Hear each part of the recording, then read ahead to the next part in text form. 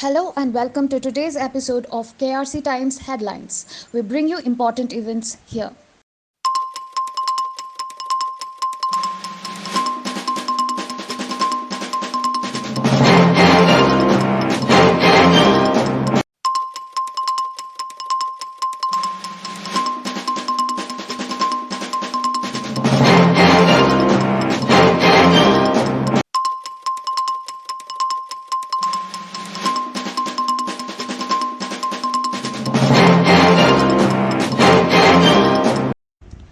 Since the Myanmar military launched its disastrous coup last year, UN-appointed independent human rights expert Tom Andrews said on Wednesday that conditions have worsened by any measure.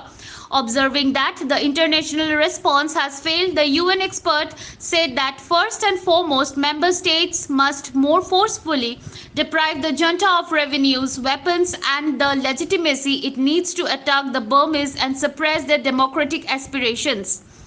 Mr. Andrews presented a grim assessment of 1.3 million displaced people, 28,000 destroyed homes, villages burned to the ground, more than 13,000 children killed as the death toll for innocent people rises significantly, a looming food crisis, and 130,000 Rohingya in de facto internment camps.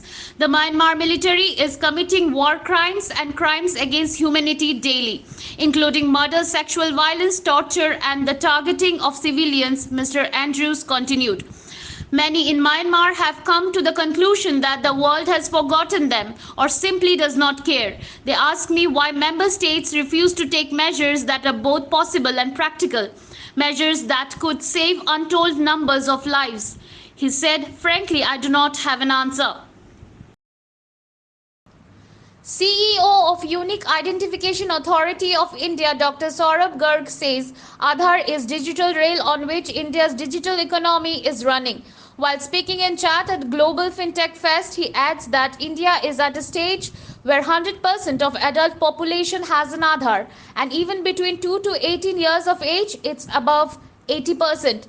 Dr. Saurabh Garg said that Unique Identification Authority of India sees around 7 crore authentications a day. Voluntary use of offline KYC with two-factor authentication can help residents in availing multiple services at a time. Service across sectors and subsectors are getting unbundled. Choices are myriad and aspirations of residents to avail seamless services and benefits are growing faster.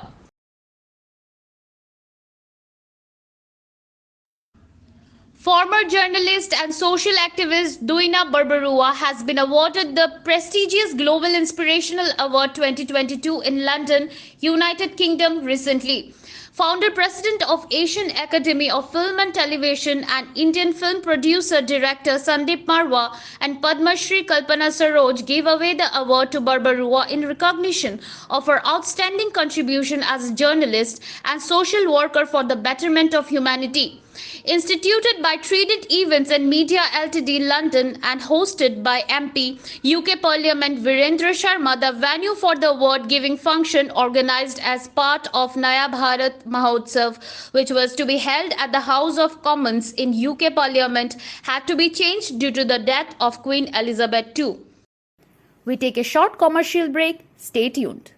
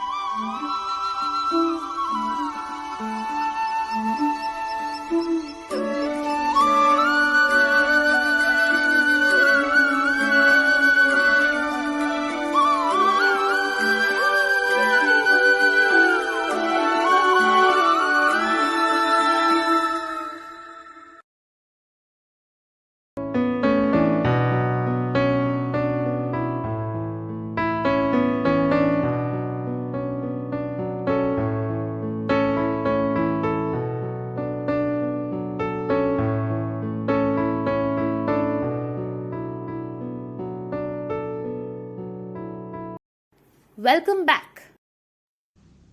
The largest ever crackdown jointly conducted by the National Investigation Agency, the Enforcement Directorate, and the state police forces conducted raids across 10 states on Thursday morning. Around 100 leaders of the Popular Front of India have been arrested. The raids were conducted in mainly southern states, Telangana, Kerala, and Andhra Pradesh, and also in Bihar in connection with the PFI case.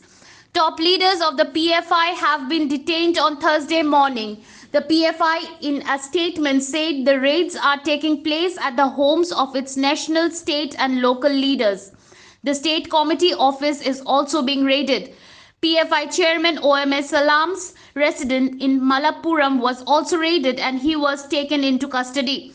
On Wednesday, the Karnataka government told Supreme Court about the role of PFI in the hijab row, creating social media unrest on the issue, though the raid is in connection with the terror funding case. As part of the government's Skill India initiative, the Electronic Sector Skill Council of India on Thursday signed a memorandum of understanding with Samsung India for a skilling initiative that aims to empower the youth with industry relevant skills in emerging technology domains to enhance their employability. The program Samsung Innovation Campus aims to upskill over 3,000 unemployed youth from 18 to 25 years of age in future technologies such as artificial intelligence, Internet of Things, big data, and coding and programming. Rajiv Chandrasekhar, Minister of State for Skill Development and Entrepreneurship, said that skilling should not be just about equipping the youth with employable skills but should act as gateways to employability and employment as their passports to prosperity. The more employment-oriented skilling is, the more aspirational it will be for the students and young Indians.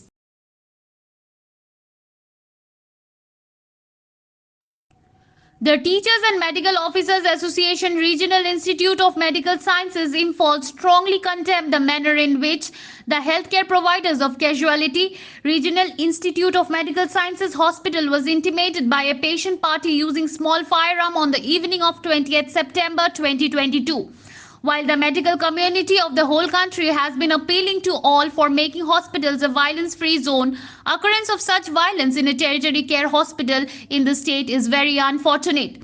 The association appeals to all to make Regional Institute of Medical Science Hospital a violence-free zone and book the culprit under the Manipur Medicare Service Personnel and Medicare Service Institutions Prevention of Violence and Damage to Property Act 2015.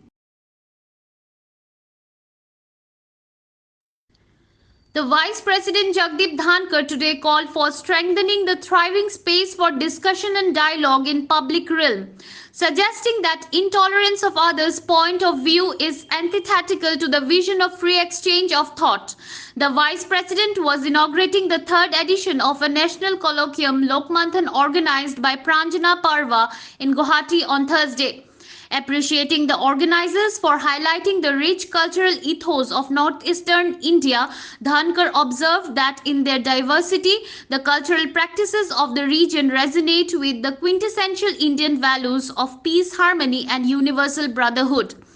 During the event, the Vice President witnessed a traditional Assamese religious dance performance, Gayan Bayan. He also released 2 books, a souvenir of Lokmanthan and a collection of speeches of the Chief Minister, Dr. Himanta Biswa Sharma, titled In Pursuit of Dream. Dhankar, along with his spouse Dr. Sudesh Dhankar, visited the renowned Kamakhya temple in Guwahati and offered prayers. The thriving space for discussion and dialogue that once existed in the public realm is no longer there. It needs to be regained and protected from many dangers it faces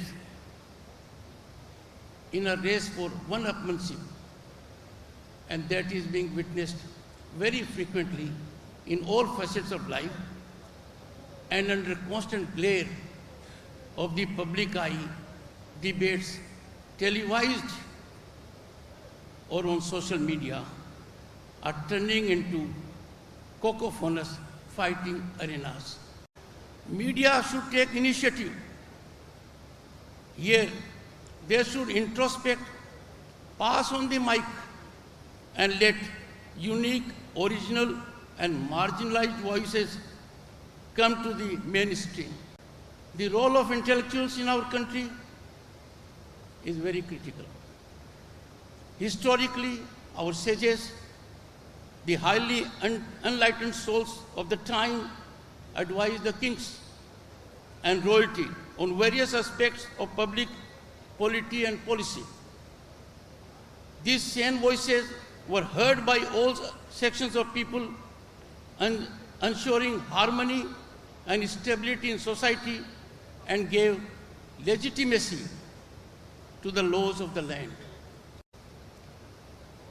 We must empower our youth further beyond governmental efforts. The government has engaged in great innovative steps. They are yielding fruits. But geometrical dimension of these efforts will take place when people in industry, business, trade, intelligentsia, academia also lend their helping hand. The primacy attributed to the freedom of expression in our Constitution, and this primacy did not obtain in most constitutions at the earliest occasion, is a testimony to the importance of free, spirited, and healthy discussion that we have long cherished. Freedom of expression is nectar of democracy. That's all from this KRC Times headline bulletin. Keep following KRC Times. I'm Aishwarya Chaudhary. Stay enriched.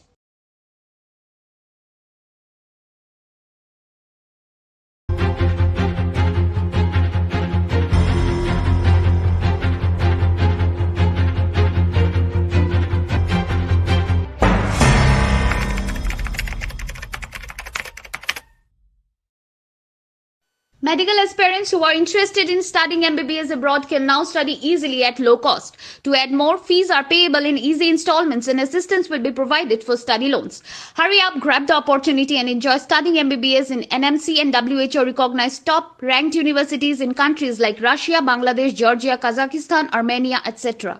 Forms are available for NET qualified students. Book today and reserve your seat. For more details, please contact Overseas Point, Silchar Branch, House number 15, Ward number 1, Malogram, Silchar 2, Assam. Mobile number 9435073865.